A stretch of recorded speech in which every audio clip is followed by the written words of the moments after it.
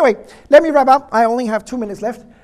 So what can we do to improve trust? Because that's why I'm here, to share some insight about that. And the great thing about trust is it's actually controlled by a hormone. It's a physical thing. I'm sure you all know oxytocin, the hormone that controls trust.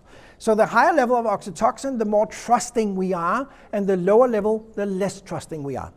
Now, could you just take a pill? Yes, and generally you could.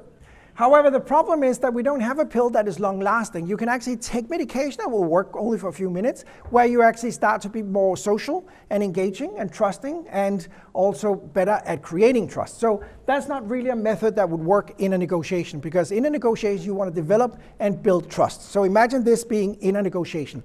We also know, and I'm not kidding, that sex will generate oxytocin as well. But technically that is not allowed when you're negotiating with somebody else. So I would not recommend that. It looks weird and it could be illegal in a lot of places, right? So that's not a way to go either.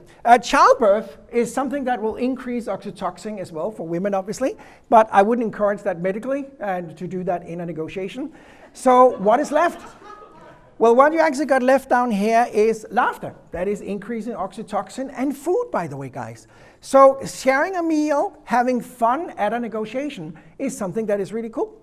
I'm the expert negotiator for World Commerce and Contracting, and we do a webinar several times a year with them. And we had a great guy, a British guy, who is an expert in humor, ex-actor as well. You can Google that one. And I would watch that as a whole hour where we just talk about humor in negotiation, or should humor be in negotiation? And his question was, why shouldn't it? I mean, you absolutely need humor in negotiation.